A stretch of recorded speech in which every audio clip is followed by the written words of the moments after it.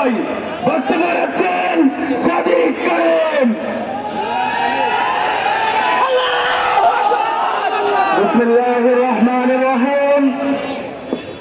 প্রিয় সংগ্রামী ছাত্র জনতা, ফিলিস্তিন আমাদের আবেগের জায়গা, ফিলিস্তিন আমাদের জাতীয় ঐক্যের প্রতীক।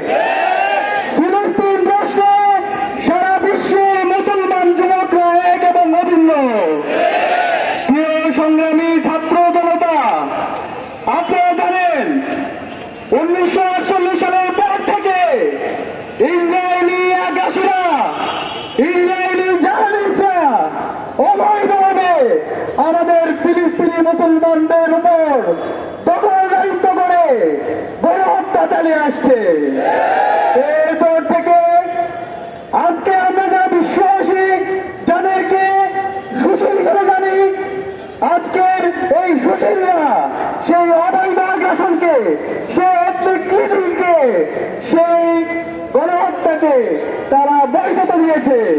আজকে বিশ্ব মানবতাকে আমরা জিজ্ঞেস করতে চাই, তোমরা যে তৈরি করেছো মানবাধিকারের চার্টার, তোমরা যে ICCPR, ICCPR convention against torture, চমৎকার চমৎকার তোমরা মানবাধিকারের সনদ তৈরি করেছো, আজকে তোমাদের মানবাধিকারের সনদগুলো কোথায়? আজকে তোমরা মুসলমান, সে বলে কি তোমাদের বিচারিকা? তোমাদেরকে সতর্ক করতে চাই, সাবধান হয়ে যাও। সারা বিশ্বের মুসলমানরা আমরা ফিলিস্তিন প্রশ্নে সবাই আমরা ঐক্যবদ্ধ আছি।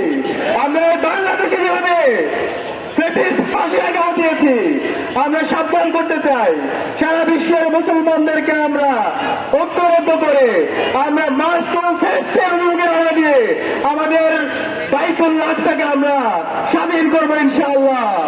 আমাদের গাড়ি আমরা স্বাধীন করবো ইনশাআল্লাহ।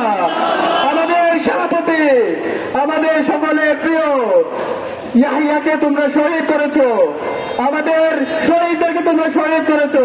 আমরা ভয় পাই না, আমরা রক্ত দিতে শিখে গেছি, আমরা বীরের জাতি।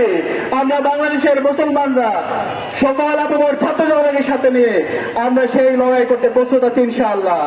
বাংলাদেশের অন্তর্বর্তীকালীন সরকারকে অনুরোধ করবো, বিগত ফ্যাসিবাদী হাসিনা এবং তার দূষণরা ইসরায়েলের সাথে বিভিন্ন ধরনের চুক্তি করেছিল, তারা বিভিন্ন ধরনের আইন কিনেছিল, অতি সত্বর সকল চুক্তিকে বাতিল করতে হবে।